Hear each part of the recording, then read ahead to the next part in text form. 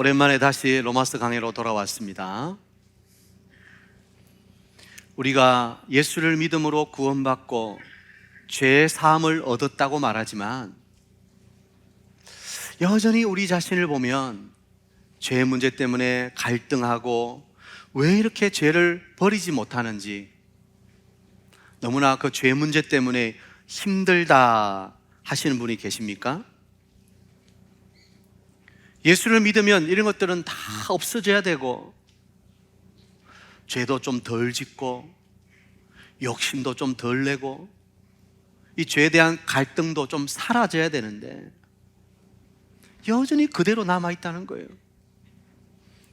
아니, 그 죄책감이 나를 괴롭힙니다. 어느 날 갑자기 신앙의 확신이 바닥을 치고 정죄의식에 사로잡혀서 꼼짝하지 못할 때는 혹시 없으십니까? 최고의 사도라고 하는 바울은 로마서 7장에서 죄에 질질 끌려다니는 자신의 참혹한 모습을 보면서 오라 나는 곤고한 사람이로다 탄식을 했지요. 아니, 바울 정도 되면 이제 이런 죄 문제나 이런 갈등은 싹 사라지고 날마다 그냥 확신에 차서 할렐루야 찬송을 해야 될 것 같은데 그렇지 않다는 것입니다. 그런데 오늘 본문인 이 8장을 시작하면서 바울을 무겁게 짓누르고 있던 이 죄의식을 완전히 떨쳐버리는 거예요. 그 탄식이 완전히 바뀌는 것을 볼 수 있다는 것입니다. 7장에서는 죄에 질질 끌려다니면서 아이고 내가 이것밖에 안 되나? 내가 그래도 사도인데 아이고 하다가 8장에 와서는 그 탄식이 완전히 사라져 버렸다. 왜 그럴 수 있을까요? 바로 이 정죄의식을 해결할 방법을 찾았기 때문에. 자, 오늘 바울뿐만 아니라 우리를 괴롭히고 있는 이 정죄의식, 이 죄책감에 해방될 수 있는 비결이 무엇인지 그것을 한번 살펴보도록 하겠습니다. 첫 번째, 우리가 정죄의식에서 해방될 수 있는 비결은 바로 예수 안에 있다는 것을 확신하는 것입니다. 합시다. 나는 예수 안에 있습니다. 아멘이십니까? 오늘 1절이죠. 그러므로 이제 그리스도 예수 안에 있는 자에게는 결코 정죄함이 없나니. 어떤 목사님이 이런 비유를 했습니다. 한 병사가 전장에 홀로 남았는데 적들이 사방에서 화살을 쏘아대기 시작합니다. 물론 이 병사는 투구를 쓰고 갑옷을 입고 방패를 가지고 있어요. 그런데 사방에서 적들이 화살을 쏘아대고 있으니까 아무리 갑옷을 입고 방패로 막고 있다고 해도 그것이 오래 가겠습니까? 그건 순간적인 거죠. 그런데 고개를 돌려서 보니까 옆에 요새가 하나 있어요. 한 5분만 죽자사자 뛰어가면 그 요새 안으로 들어갈 수 있을 것 같아요. 자, 그러면 어떻게 해야 됩니까? 계속 지형지물을 이용해서 화살을 피하고 방패를 가지고 이리 갔다 저리 갔다가 그렇게 합니까? 아니죠. 그냥 볼 것 없이 쏜살같이 요새 안으로 도망가야죠. 물론 가다가 조금 위험할 수도 있어요. 화살 맞을 수도 있어요. 상처를 입을 수도 있어요. 그러나 요새가 있다면 홀로 거기에 남아있는 것이 아니라 빨리 그 요새 안으로 들어가야 그가 안전함을 얻는 거예요. 요새에 들어가기만 하면 어떤 화살도 어떤 공격도 다 막을 수 있기 때문입니다. 요새 안으로 들어가는 순간 그는 생명을 얻는 것입니다. 바로 1절 말씀이 그 말씀이에요. 그리스도 예수 안에 있는 자에게는 결코 정죄함이 없다. 사탄은 오늘도 우리에게 의심의 불화살을 마구마구 쏘아댑니다. 네가 그러고도 구원받은 거 맞아? 네가 그렇게 살아놓고 네가 천국 갈 수 있을 것 같아? 너 또 그 죄 지었잖아. 계속 그렇게 반복해서 죄 짓는데 네가 진짜 의인이 맞아? 끊임없이 사단은 우리에게 의심의 불화살을 쏘아대는 거예요. 우리를 정죄하는 거예요. 여러분, 정죄가 뭡니까? 너 죄인이야 하는 거죠. 우리 원수 마귀는 끊임없이 우리에게 너 죄인이야, 너 의인 아니야, 너 정말 예수 믿는 거 맞아, 그렇게 살고도 그거 아니야, 계속해서 우리에게 정죄하는 거예요. 의심의 불화살을 쏘아대는 거예요. 우리의 허물과 우리의 죄가 드러나도록 계속해서 우리를 고발하는 거예요. 사단의 가장 주 무기가 뭡니까? 고발하는 거예요. 우리가 죄인이라고 고발하는 거예요. 그런데 우리는 스스로 그 마귀의 공격을 막아낼 힘이 없다는 거예요. 내가 아무리 믿음이 좋다고 해도, 내가 아무리 교회 오래 다니고 신앙생활 한다고 해도 그 강력한 사단의 공격을 막아낼 힘이 우리에게는 없는 거예요. 우리는 너무 연약하기 때문에 우리의 육신, 우리의 이 정욕은 오늘도 나를 쥐고 흔들고 있기 때문이에요. 그런데 그분 안에 예수 그리스도 안으로 피하기만 하면 어떤 사단의 공격에도 해를 받지 않는다는 거예요. 할렐루야. 왜냐하면 갈보리 위에서 우리를 위해 흘리신 그 예수님의 보혈이 바로 모든 사단의 공격에서 우리를 막아주는 요새가 되어주시기 때문에, 그분이 우리의 피할 바위가 되어주시는 거예요. 예수 그 이름이 너는 이제 죄가 없다라고 선언해주는 이름이기 때문에, 예수 이름의 뜻이 뭡니까? 자기 백성을 저희 죄에서 구원할 자예요. 예수 그 이름을 붙드는 자, 예수 그 이름 안에 있는 자는 우리의 모든 죄를 그 예수님이 구원해 주신다는 사실을 믿는 것입니다. 예수님이 흘리신 그 보혈이 우리를 모든 정죄에서 자유케 해 주신다는 거예요. 믿으시기 바랍니다. 에베소서 1장 7절에 보면 우리는 그리스도 안에서 그의 은혜의 풍성함을 따라 그의 피로 말미암아 속량 곧 죄 사함을 받았느니라. 우리는 예수 안에서 그분이 흘리신 보혈의 피로 말미암아 죄 사함을 받았어요. 이제 우리는 죄가 없어요. 예수님이 흘리신 그 보혈로 말미암아 죄가 다 씻겨졌어요. 예수 십자가에 흘린 피로써 그대는 씻기어 있는가, 우리가 찬송했잖아요. 예수님의 그 보혈로 우리의 모든 죄는 다 씻긴 거예요. 어떤 것으로도 씻을 수 없는 우리의 죄가 예수님의 보혈로 다 씻겼어요. 그러니 예수 안에 있다는 것은 나는 이제 정죄함이 없다, 더 이상 나는 심판받지 않는다, 하나님은 나를 끝까지 사랑한다, 이 의미를 가지고 있는 거예요. 바로 예수 그리스도 그 이름이 우리를 모든 정죄에서 해방시키는 것입니다. 주의 이름은 강한 성루, 그곳에 달려간 자 안전하리. 예수 그리스도 그 이름은 우리의 강한 성루예요. 강한 요새예요.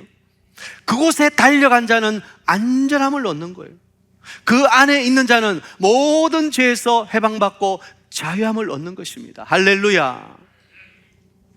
여러분, 예수 안에 있는지를 확인해야 되는 거예요.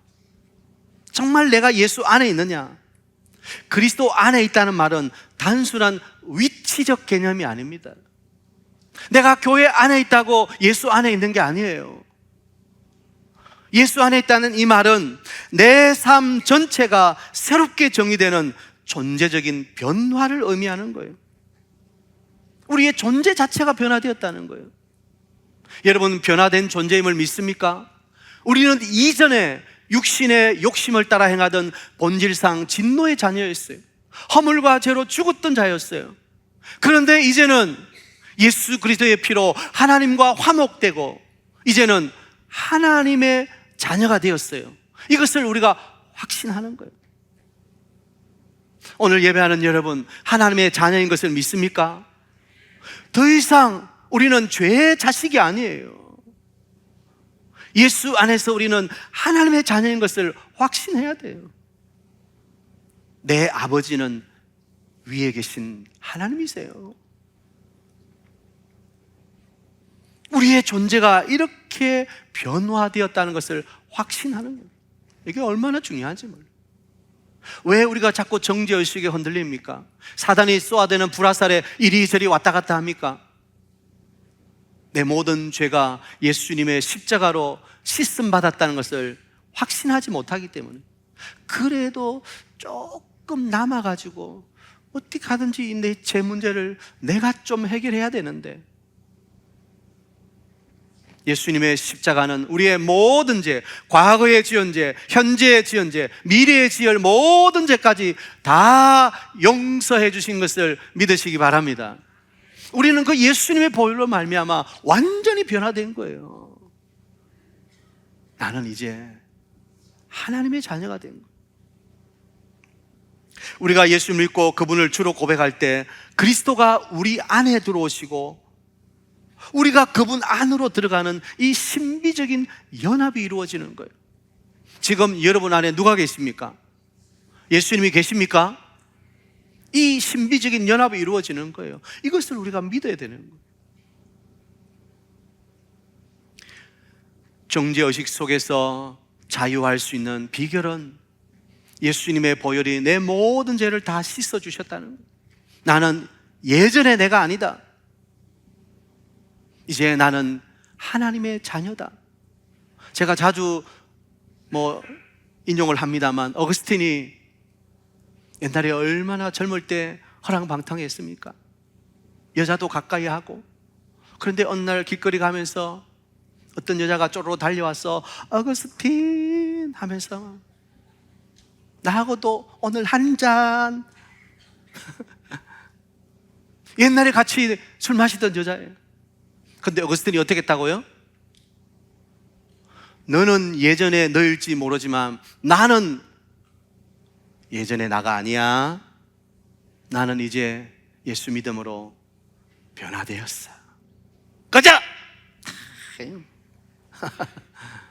여러분, 예전에 내가 아닌 거예요.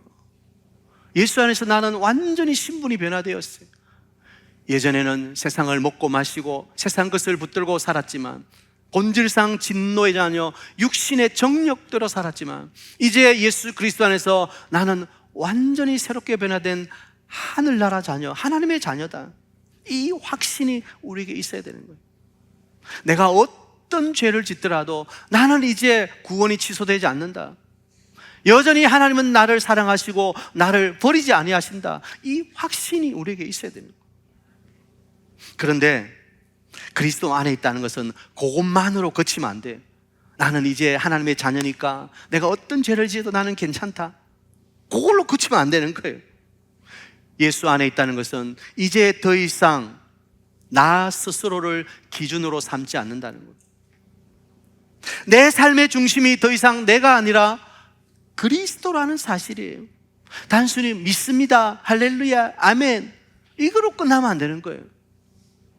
나는 변화되었기 때문에 이제 내 삶의 주인은 내가 아니라 예수님이라는 사실을 확신하는 것입니다.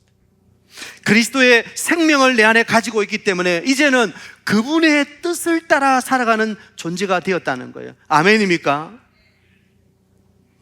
예수를 믿었다고 하지만 여전히 내가 주인 되어 살아가는 분들이 많아요. 가치를 이제는 세상에서 하늘로 옮겨야 되는데 여전히 내 가치는 이 땅에 있어요. 그냥 세상에 잘 먹고 잘 살고 세상에 성공하고 어떻게 하든지 돈을 많이 벌고 어떻게 하든지 더 가지려고 하고, 그건 변화된 게 아니죠. 예수 안에 있다는 것은 내 삶의 중심의 변화를 말하는 거예요. 가치의 이동을 말하는 거예요.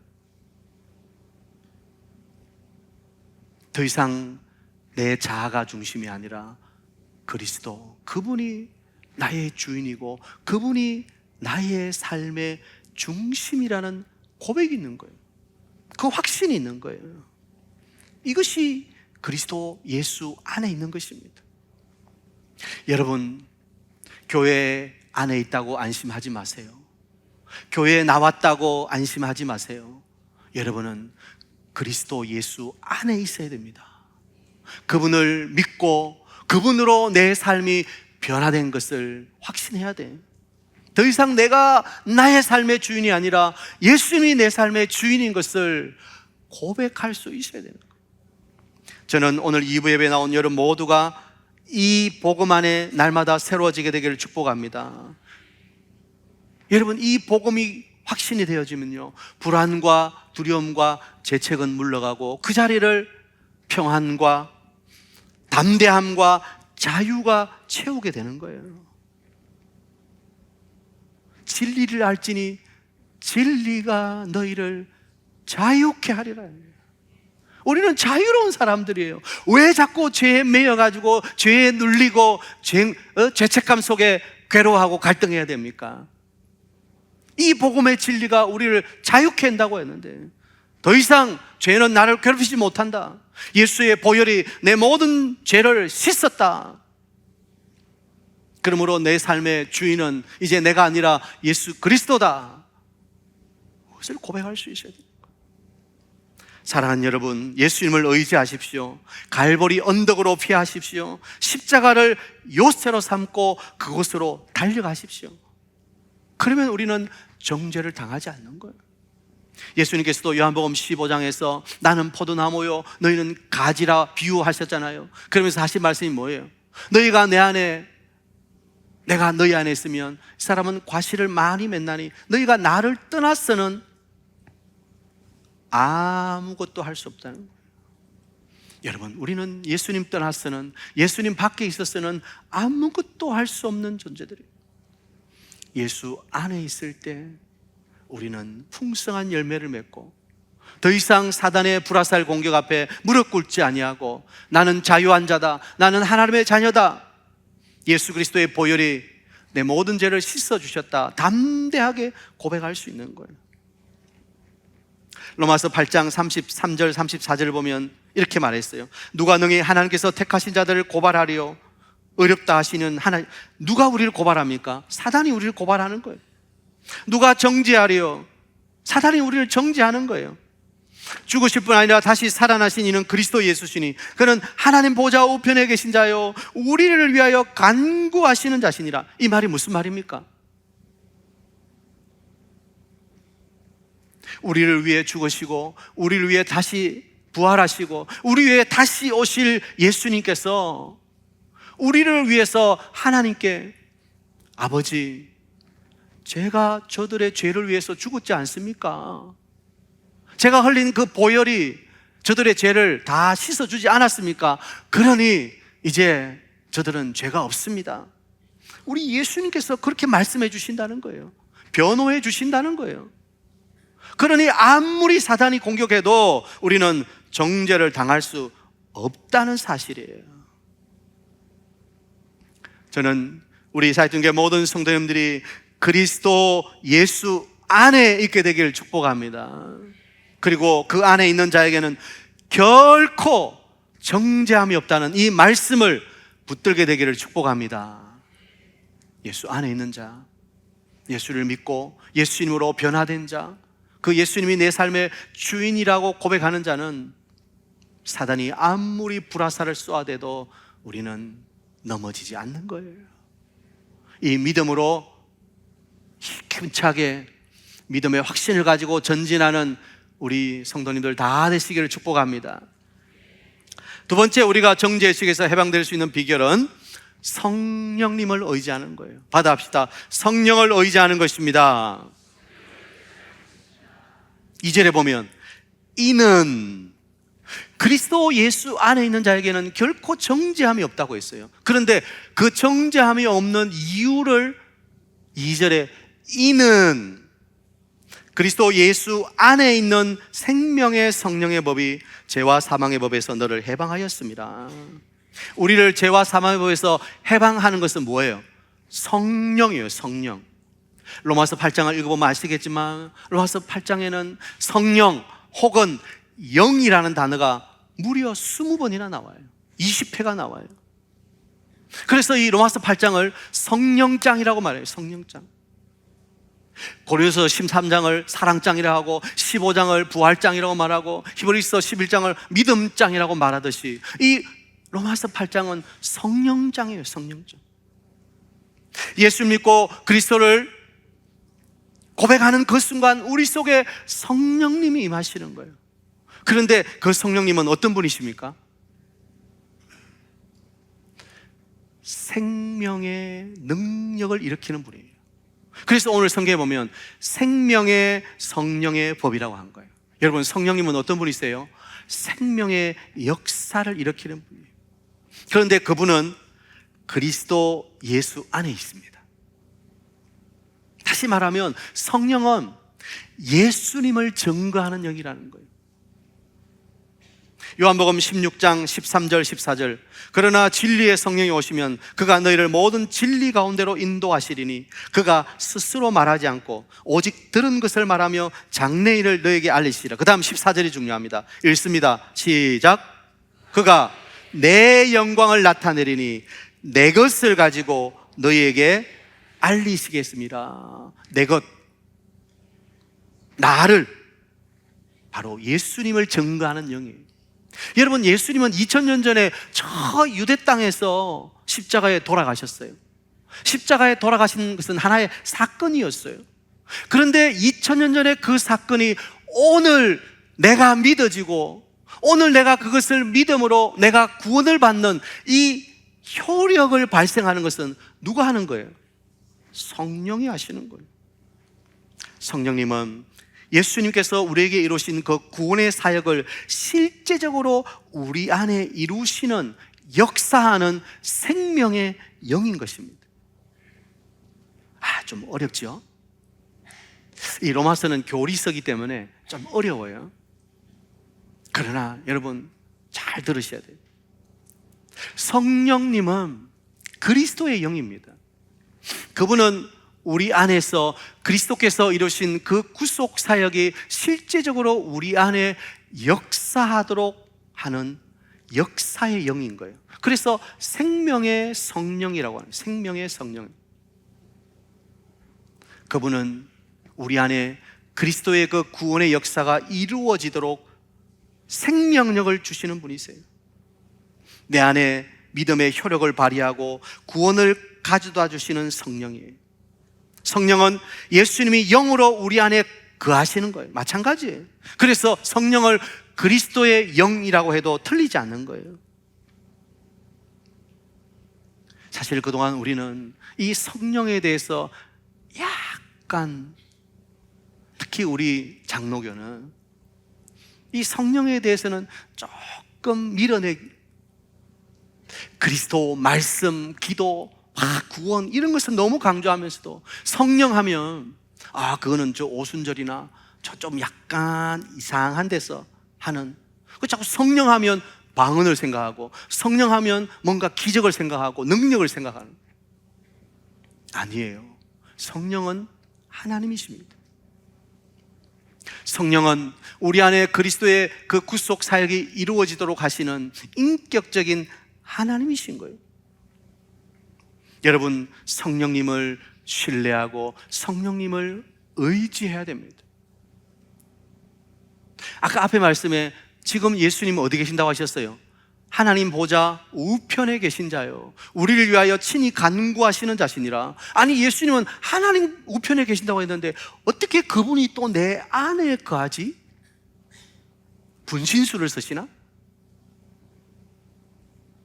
성령이 그렇게 하시는 거예요. 성령은 그리스도의 영이에요. 오늘 우리 안에 예수님이 계신다라고 말할 때 그 말은 그리스도를 증거하는 성령이 우리 안에 계신다는 거예요.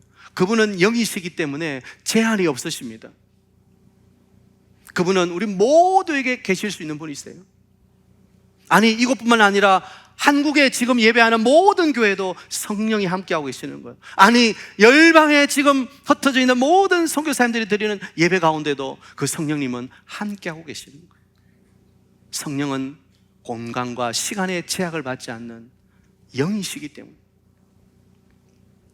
오늘 여러분 가운데 성령님이 계시는 것을 믿으시기를 축복합니다. 여러분이 예수 그리스도를 나의 구주로 영접하는 그 순간, 여러분의 신분이 변화되는 그 순간 성령이 오셔서 여러분과 함께하고 계시는 거예요. 그 성령께서 우리 안에 죄와 사망의 법을 물리치고 우리 안에 생명의 성령의 법으로 우리를 자유케 해주시는 거예요. 해방을 주시는 거예요. 해방 중요하죠. 해방. 1945년 8월 10월 우리나라는 일제일부터 해방, 광복. 죄에서 해방이 중요한 거예요. 그 도장을 콱 찍어주시는 분이 누구예요? 바로 성령님이에요. 성령님. 여러분 안에 성령의 기름 부으심이 충만하기를 축복합니다. 성령님을 인정하고 성령님을 사모하고 성령님 내 안에 오셔서 그 그리스도께서 이루신 그 구원의 사역이 내 안에 이루어지도록 역사해 주시옵소서. 우리는 그 성령을 사모해야 되는 거예요. 여러분, 성령이 오실 때 마치 빛이 비치면 어둠이 사라지는 것처럼 성령이 임하면 내 안에 있는 모든 죄의 어둠은 순식간에 사라지고 하늘의 밝은 소망의 빛이 우리 안에 환하게 비춰오는 거예요. 왜 우리가 자꾸 정죄의식에 사로잡혀요?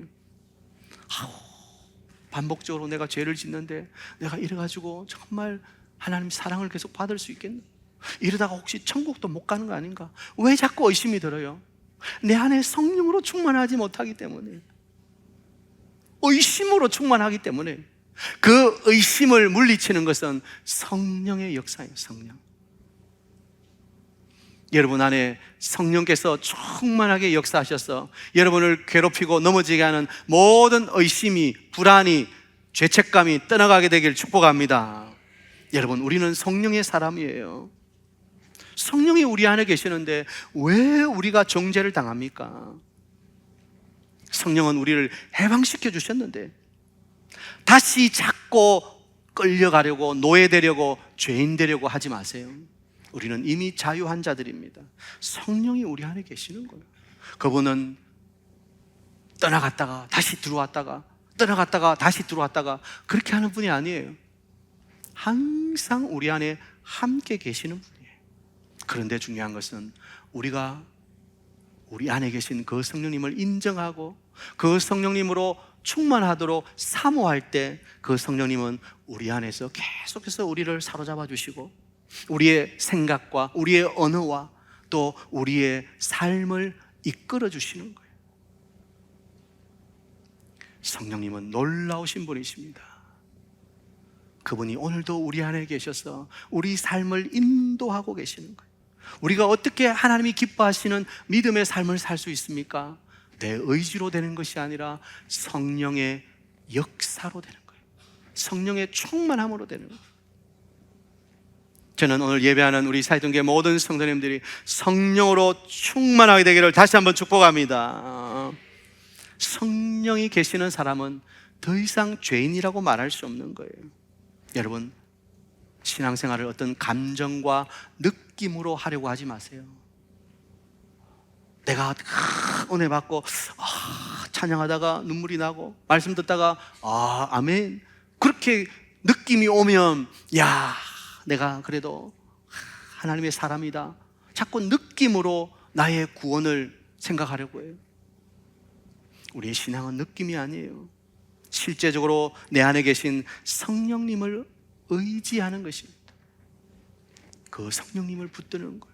그 성령님을 사모하고 성령님을 바라보는 것입니다. 오늘도 여러분 안에 계신 그 성령으로 여러분 모든 정죄의식을 떨쳐버리고 여러분 삶에 참된 자유를 누리게 되길 바랍니다. 말씀을 마무리하겠습니다. 사랑하는 여러분, 그리스도의 삶은 단순한 종교적인 도리를 하는 것이 아닙니다. 종교적 의무를 하는 게 신앙이 아니에요. 성령님과 함께 살아가는 것이 신앙이에요. 하나님은 우리를 새로운 피조물로 부르셨어요. 누구든지 그리스도 안에 있으면 새로운 피조물이라. 이전 것은 지나갔으니 보라 새 것이 되었도다. 우리를 그리스도 안에 변화시켜 주시고 우리에게 성령을 보내주셨어요. 성령은 단지 하나님의 임재를 상징하는 그냥 개념이 아닙니다. 실제로 우리 안에 거하셔서 우리를 변화시키시고 우리를 이끄시는 인격적인 하나님이십니다. 성령님은 하나님이세요. 그러므로 우리가 그 성령님을 인정하고 그 성령님으로 충만하고 그 성령의 인도함을 받아 살아갈 때 우리 하루하루의 삶은 믿음으로 충만한 삶, 어떤 사단의 불화살에도 흔들리지 않는, 정죄 의식을 당하지 않는 담대한 믿음의 삶을 살 수 있는 거예요. 우리 사역동교회 여러분 모두가 성령님으로 이 충만한 믿음의 삶을 살아가게 되길 축복합니다.